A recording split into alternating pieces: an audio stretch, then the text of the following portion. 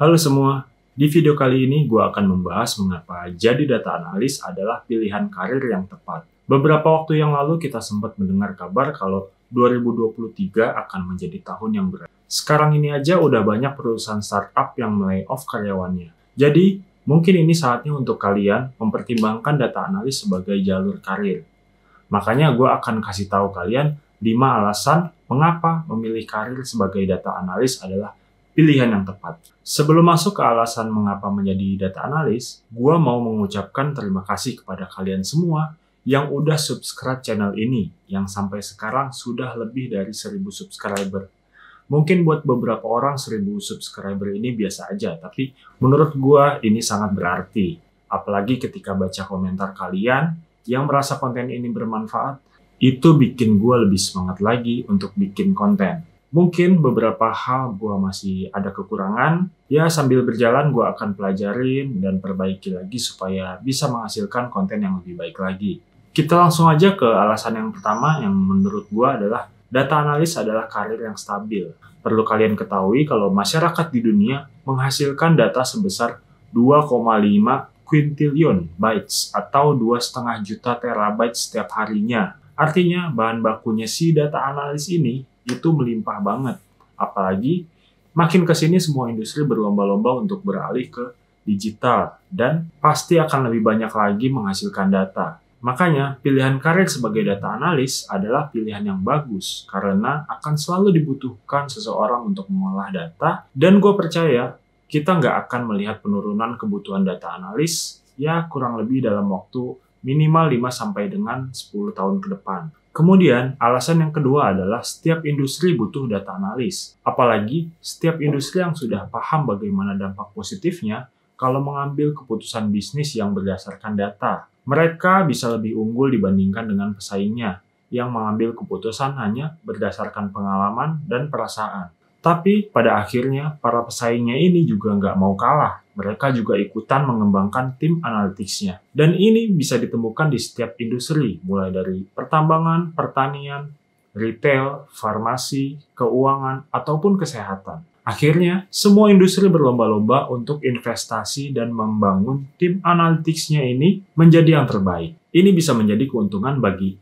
kalian yang mau terjun ke bidang data analytics, karena bisa dengan mudah pindah dari industri satu ke industri lainnya selama kalian menguasai beberapa skill yang dibutuhkan. Karena setiap industri butuh data analis, artinya kita masuk ke alasan yang ketiga, yaitu berbagai macam jurusan bisa jadi data analis. Belakangan ini gue sering ditanya apakah jurusan selain IT bisa jadi data analis. Jawabannya ya jelas bisa, karena gue sendiri dari jurusan akuntansi, bukan dari jurusan IT. Alasannya adalah karena data analis itu nggak cuma butuh keahlian IT aja. Ya, keahlian IT itu ibaratnya cuma tools. Nah, tools itu mau dipakai buat apa, kalian juga harus menguasai domainnya atau bidangnya. Anggaplah begini, lo bisa pakai obeng, tapi lu mau servis motor, lu harus paham tentang motor dong. Apa yang harus dibongkar untuk ganti part misalnya. Lu nggak bisa sembarangan bongkar, yang ada malah makin rusak. Atau sebaliknya, tahu cara servis motor, apa yang rusak dan apa yang harus diganti, tapi lu nggak punya alatnya, atau ada tapi nggak bisa makainya. Kan sama aja, jadi sama-sama nggak bisa nyervis juga. Jadi intinya pemahaman IT dan pemahaman bisnis atau bidang itu harus saling melengkapi di data analis. Jadi jurusan IT ataupun non-IT itu punya kesempatan yang sama, karena mereka sama-sama punya PR.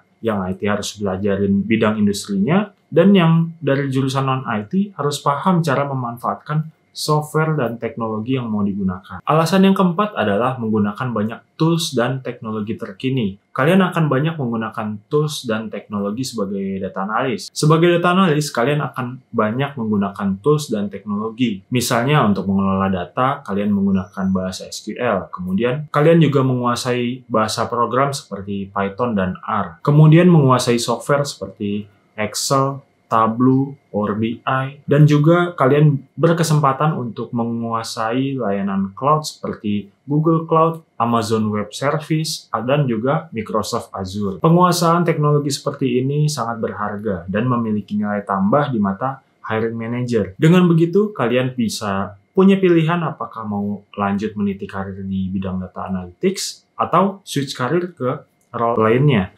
Dan yang terakhir adalah punya banyak pilihan karir alternatif. Karir di bidang data analytics itu luas banget, jadi ada banyak jalur karir yang bisa kalian jalani. Jika kalian memilih berkarir di bidang data analytics, pilihan jalur karir sangat tergantung dengan minat dan pilihan kalian mau lebih mendalami di bagian mana. Misalnya, kalian lebih mendalami di bagian matematikanya, programmingnya, atau terkait machine learning, kalian bisa memilih untuk menjadi seorang data scientist. Atau kalau kalian lebih tertarik untuk menguasai teknologi di bagian ETL misalnya, terus membangun data warehouse ke next level, kalian bisa memilih untuk jadi seorang data engineer. Atau kalian lebih tertarik di manajemen, kalian bisa memilih untuk jadi manager analytics sampai jadi chief data officer. Atau mungkin kalian tertarik untuk jadi profesional di salah satu bidangnya. Kalian bisa jadi financial analyst, business analyst, marketing analyst, dan lain-lain. Jadi banyak banget pekerjaan dan karir yang bisa jadi alternatif pilihan. Itu dia 5 alasan mengapa jadi data analis adalah pilihan karir yang bagus menurut gua. Kalau kalian pengen tahu lebih banyak lagi tentang data analytics, pastikan untuk subscribe channel ini. Kalau kalian mungkin ada yang mau ditanyakan, bisa komentar di bawah. Terima kasih sudah menonton. Jangan lupa like video ini dan sampai jumpa di video gua berikutnya.